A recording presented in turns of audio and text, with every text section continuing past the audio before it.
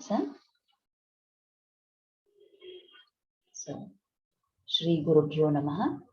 So, let us start with our topic for today. We are going to talk about one quality which is considered as very dangerous on the spiritual path. At least for people like us, we have to take a lot of care to make sure that we don't develop the quality of arrogance. What happens is that many times when we start on the spiritual path, we are still new. Then at that time, we don't know anything what has to be done, and we are kind of novices.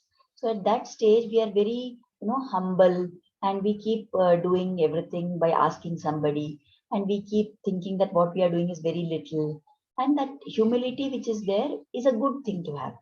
But as we grow a little more experience and we start doing little more spiritual practice, then there is always a chance that we may become conceited, we become arrogant, or we think that because we are doing something good, we feel that we are superior to others. So that kind of an arrogance always later leads to a downfall. It is not good. It is one of the qualities of asuri persons.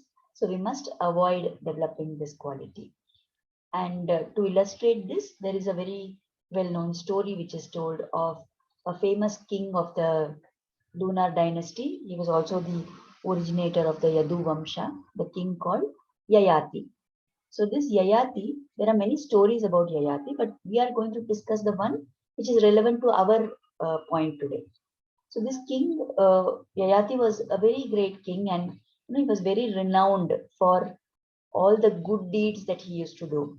He did lot of yajnas and homas and sacrifices. He did lot of charity, lot of dana. He would always be ready to help anyone who needs help. He was a very good king, took good care of his subjects, and so on. So all these things he was doing.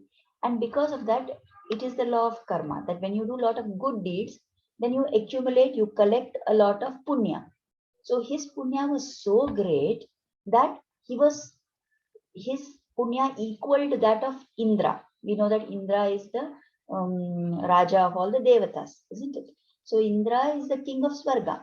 So this Yayati accumulated so much punya that he was given the chance to sit on the throne of Swarga along with Indra.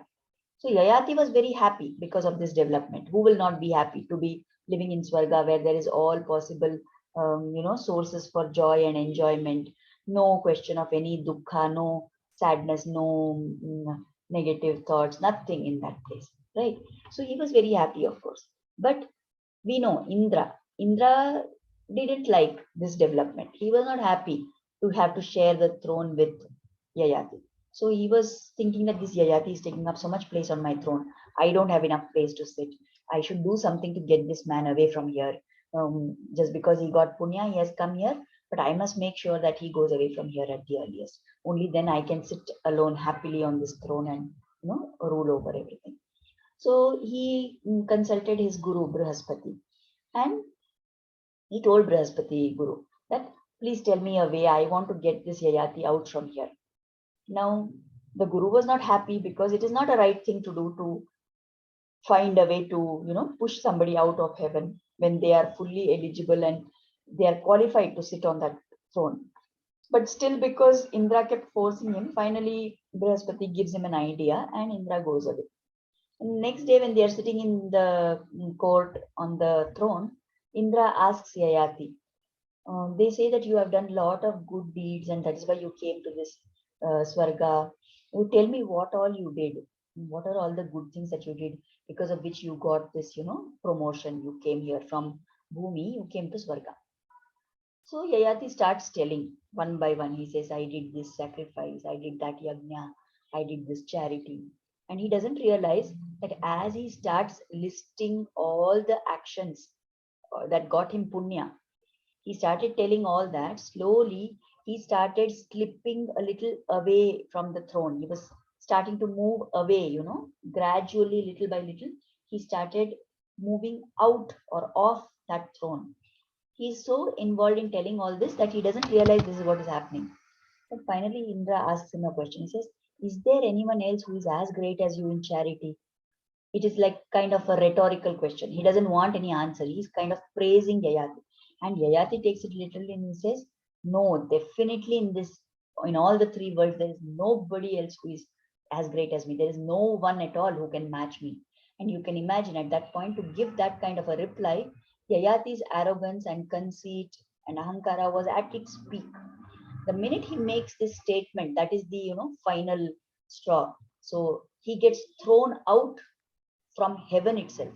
He's thrown off the throne and he begins to fall down from the heaven to the earth. At that moment, Yayati realizes, oh, what is this that is happening? And then he realizes that because he was bragging about his achievements, because he was boasting about all the good deeds that he did, this was the punishment for him, that he was thrown out from Swarga. And as he realizes that this is what is happening, he comes to his senses.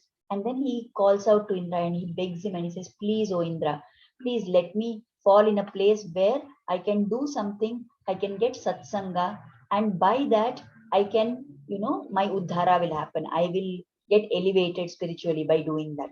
So please give me that, give me that blessing. Now, we know that Indra's younger brother called Upendra. Upendra is another name for Vamana Avatara of Lord Vishnu, right? Because Vamana was also born to Aditi and Kashyapa Rishi. So Indra is also born to Aditi and Kashyapa. So Vamana is the younger brother of Indra. So he is called as Upendra to indicate that he is younger brother of Indra. So by the grace of Upendra, Upendra tells Indra that, yes, you please listen to what Yayati is saying and grant him that boon. So by the grace of Upendra, this Yayati lands in a place where his grandsons were all doing some yajna. And the most important of those grandsons was this person called Pratardana.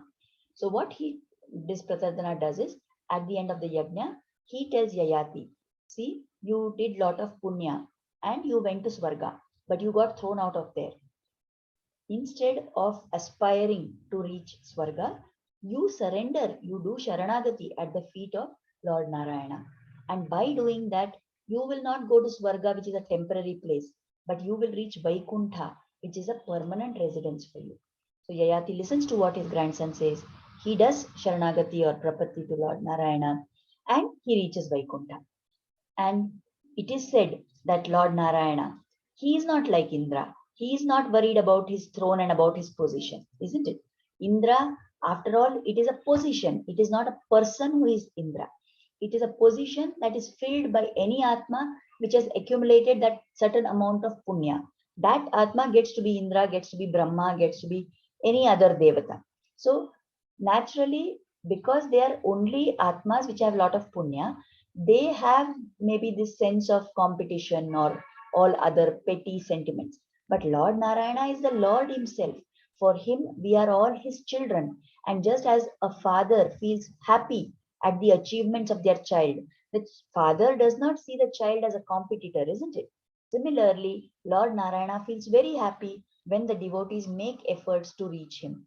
When the Atma gets moksha and reaches to Vaikuntha, then it is said the Atma, this Jivatma who has gone there, gets another new Sharira. And with that, this Atma will climb on top of Adishesha, who is the serpent on whom Lord Narayana is resting. And then he will be made to sit. The Lord makes him sit on his own lap. And that is why from this position, once the Atma reaches to Vaikuntha, reaches Lord Narayana, Lord will never allow that Atma to fall down again. And that is why the name is given to the Lord. In the Vishnu Sahasranama, there is one of the names of the Lord, which is Avyayaha. We say, Avyaya Purusha Shakshi, like that. So what is this Avyayaha? The one who does not allow anybody who reaches him to fall down. He takes care of that person's place and protects him like that.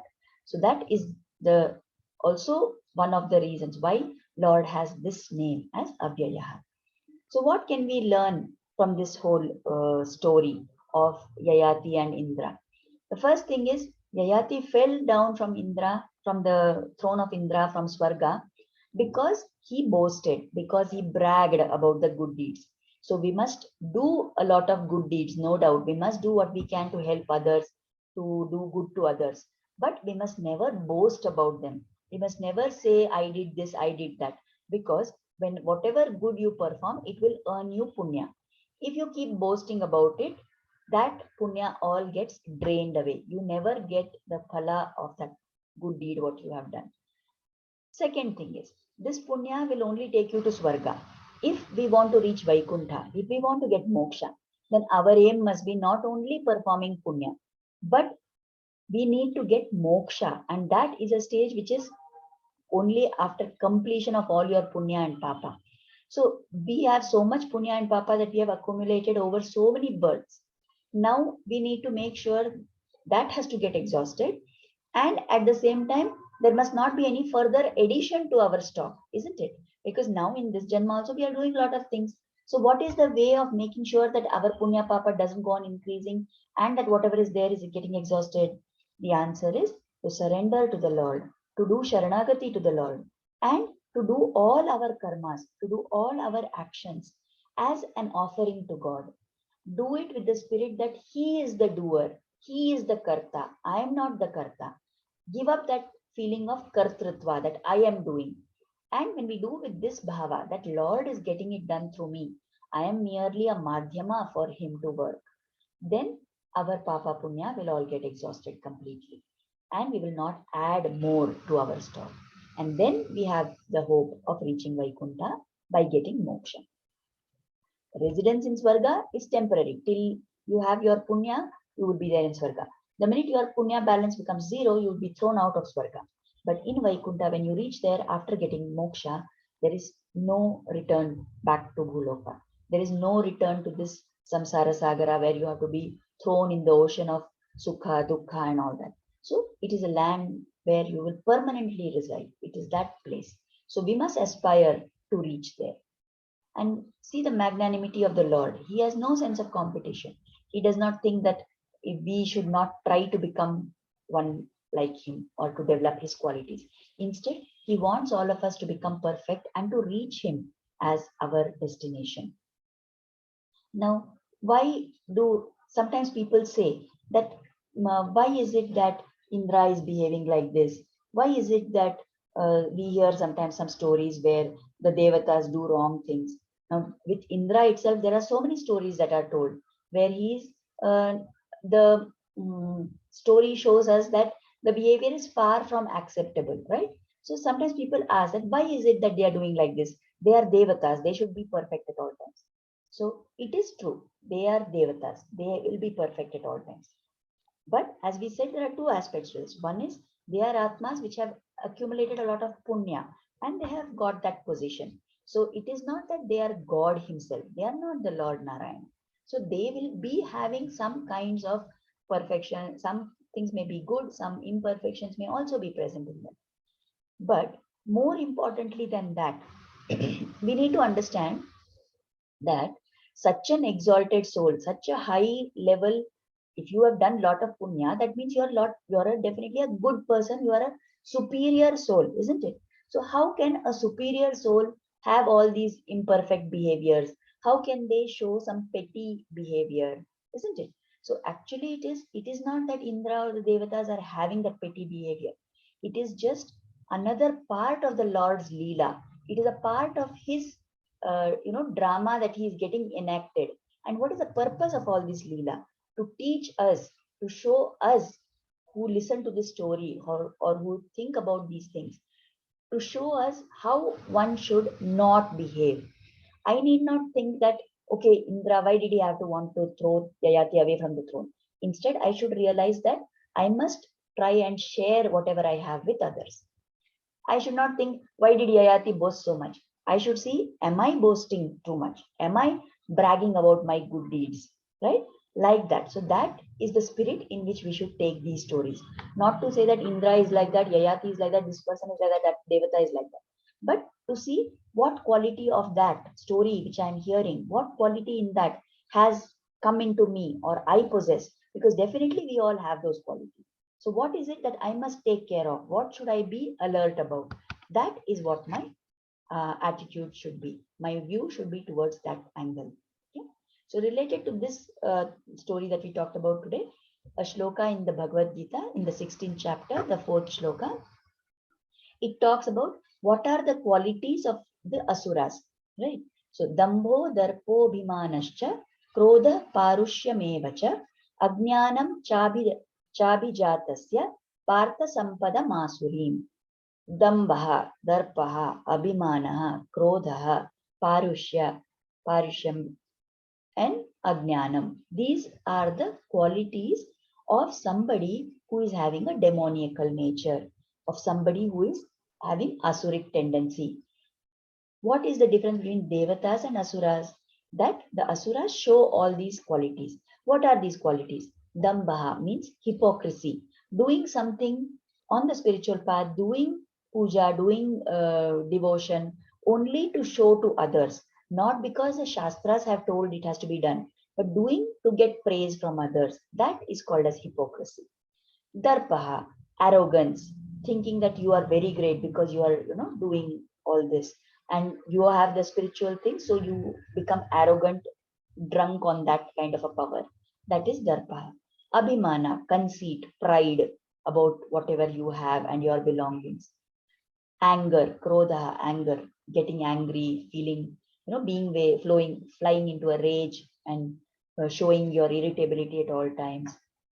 Parushyam, harshness, being rude to others, being harsh, being cruel to others, all these. And ignorance. Ignorance means not being aware of the real nature of this life, not being aware of what I should actually be doing, what qualities I should be trying to develop, not being willing to listen when other people are trying to tell us the correct path. That is the meaning of Ajnanam. There are people who say, Ravana was such a great jnani, isn't it? Then how can we say he was Asura? What was the Ajnana of Ravana? There were so many people who tried to warn him and said that when you kidnapped Sita, that is a wrong thing to do, isn't it? Vibhishana told, some other people in his court told, even Maricha himself told that don't go on this path, this is wrong, you return Sita back. But despite having the words of the people who are learned, despite listening, having advice from people who are your well-wishers, still you choose to ignore that. That is called as Ajnana. So these are all the qualities of those with Asuric tendencies. So of course, all of us have these, but the only thing is we may not be having this all the time, or we must try and examine ourselves. We must keep watching ourselves to see which of these qualities is there in me, which of these qualities comes to the fore in me in what situation. So what must I do to try and reduce this? When we do by this method, when we follow this kind of a reasoning and we are watchful of our own selves, then we will see that we make spiritual progress. Generally, we tend to think that people are pointing out our mistakes. And in fact, it may so happen that when you are on the spiritual path, people will be interested in trying to, point out your mistakes, because they are trying to say that, okay, you say you're doing spiritual practice, but there is no change in you, there is no improvement in you, right? So there are two ways we can look at what they are saying. One is we can say, who are they to tell us why they are telling all this? Just because I am doing sadhana, they are telling all this to pull me down. They are not doing anything anyway. If I give into that kind of a feeling, I am again becoming arrogant. So that is not required. That will again pull me down on the spiritual path. Instead, I should think, what are they telling? Let me examine that what they are telling. Is there even one grain of truth in that? Then I will take that word, what they are telling. I will be my best critic. I will be my worst critic. And I will see where I can change something in myself. Not because they have to be satisfied, but because if they are pointing out, there must be some truth in that. If there is absolutely no truth, we are free to ignore it. But if there is even a tiny grain of truth in what they are telling, we must try and work to reduce that quality in us. Then only we will be said to be making real spiritual progress, which will be lasting in nature. Right? So today we have talked about all these things. Now it is time for the bhajan. I request Usha to please sing. Usha, are you there? Akka, are you able to I hear will me? mute and you can sing. I have just put the Okay. wordings here. You can sing, ma. No problem. Thanks. Okay.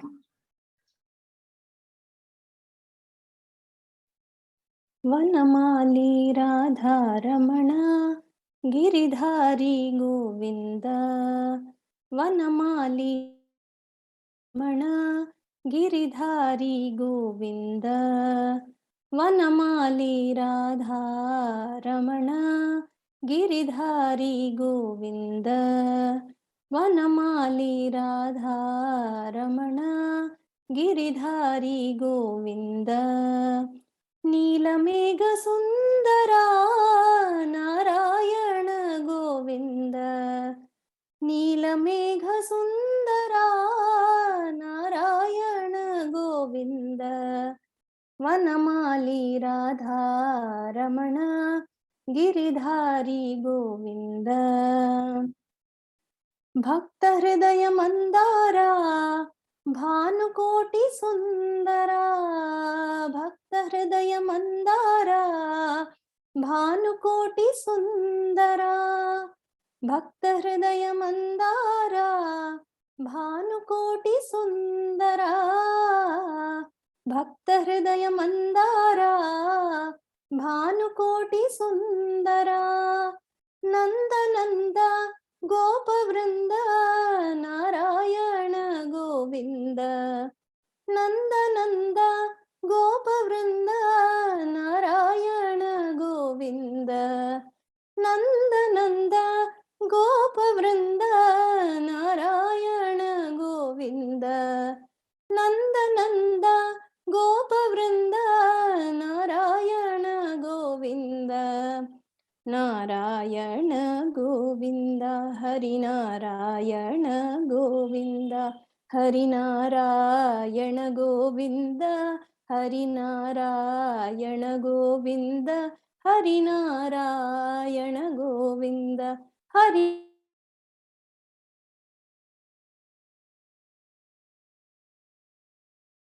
Narayan Govind Govind Hari Govind Gokul Nandan Govind Vanamali Radha Raman Giridhari Govind.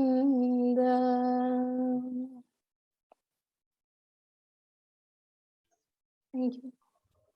Dhanyavada. Thank you, Usha. Very nice. You sang it very well. So let us pray that this Vanamali Radha Ramana Giridhari Govinda protects and takes care of all of us and gives us the right, situations so that we get to progress spiritually. So with that, we come to the end of our satsang. We will offer Kritagnyata, and then if anybody has any questions or anything to add, we can take that. So let us offer gratitude, let us offer Kritagnyata at the lotus feet of Sri Krishna and the Guru for inspiring us to start and to join this satsang. And let us pray that their blessings always should be on us. Let their grace always be showered on us.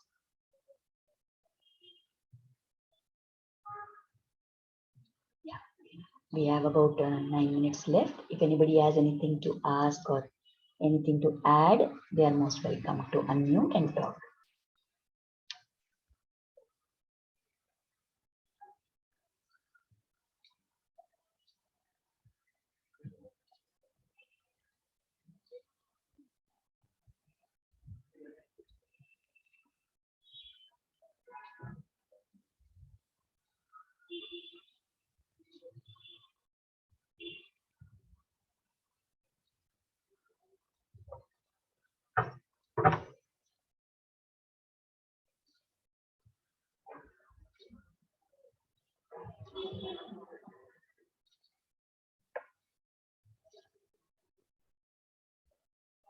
Okay, since nobody seems to be saying anything, I think I can narrate another story which is also talking about the pride which brings downfall of somebody. There was another king in the Yadu Vamsha. His name was Nahusha. Let me just find that. Yeah, this Nahusha was also a king in the Chandra Vamsha, and the thing about him is that he had performed 100 Ashwamedha Yajnas. Okay, so because of that, he accumulated a lot of punya, just like Yayati. And there was a time when this Indra was not there as king of Svarga, because I think it was he had to do Prayashchitta because he killed that Vritrasura. So as Prayashchitta for that, he was removed from that position of Indra. So they wanted the Devatas, they needed somebody to be the king of Svarga, isn't it? So they needed someone to be there with them. They felt that this Nahusha was the most apt person because he has done so many Ashwamedha Yajnas and he's such a virtuous king and he's, very good and he's the most fit person, it was thought. So he was made the king of Swarga and he sat on the position of Indra. Now, what happened is they say, power corrupts and absolute power corrupts absolutely. So, in that way, once he sat on that throne, slowly his attitude started changing. Now he started seeing everything. Initially, when they came and asked him that you please come and be the king of Swarga, he said, why you should find there must be better people than me. I don't have any capability and all that he had said at that time. But once they forced him and they made him to sit on the throne, slowly that power started getting to him. So then he started thinking that, yes, I deserve all this. Yes, I am the one who is, really worthy of this. Now, everything that belongs to Indra belongs to me. And it was all okay until one fine day he said that Shachi Devi, who is the wife of the actual Indra, he says she also belongs to me. So he developed a desire that she should be his wife too. So Shashi Devi, obviously she was not happy with this, and she approached Brihaspati Guru for advice, and he told her a plan about how they can stop the advances of Nahusha. So what Shashi Devi did was she sent word to Nahusha that yes, I am willing to come and be your wife. I will come and live with you in your palace. You please come today evening and pick me up, but you must come in a what is it, palanquin, in which that palanquin should be carried by the Saptarishis.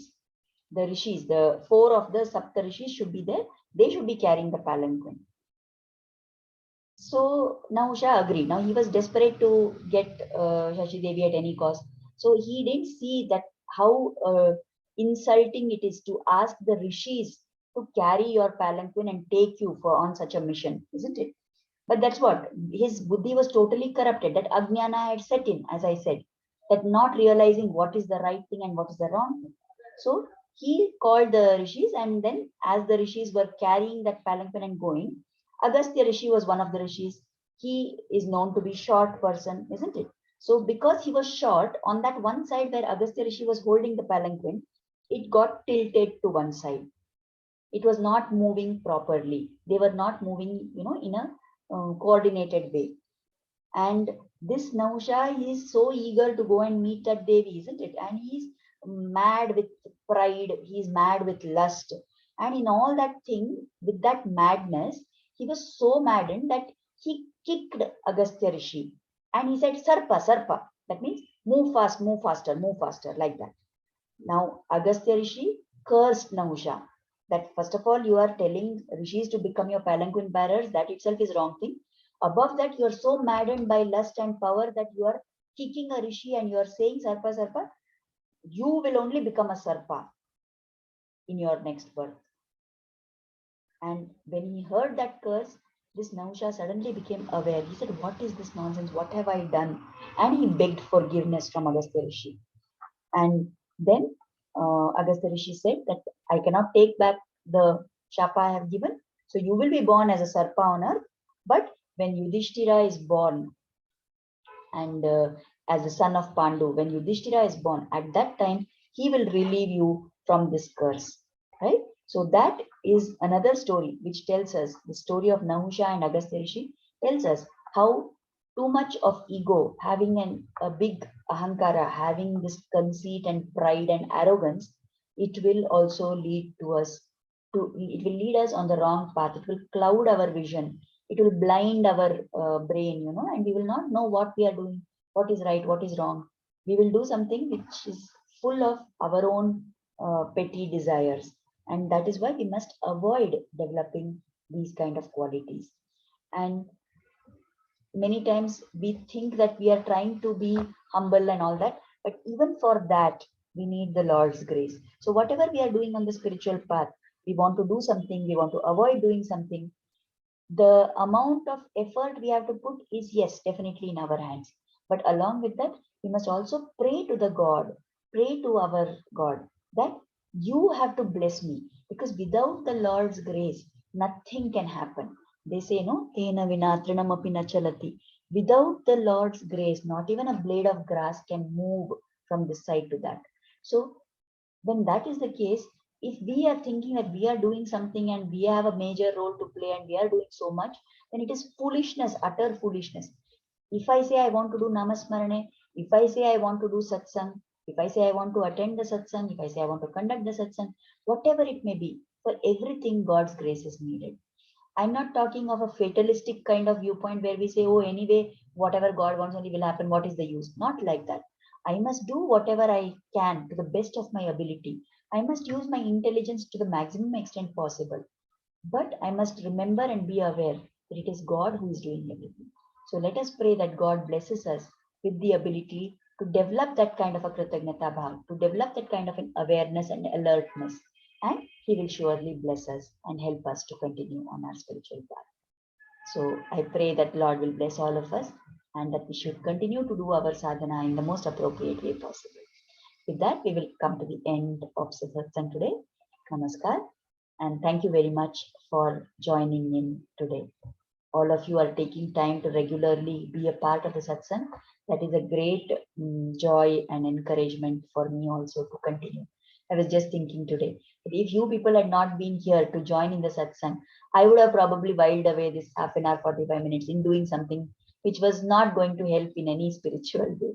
But thanks to all of you, we are all able to do this together. So thank you very much. Namaskar. Thank you. Thank you, Namaskar, Akka. Ma. Yeah, Yes. namaste. Thank you so much. I will end the recording now and we will close the meeting also. Namaskar.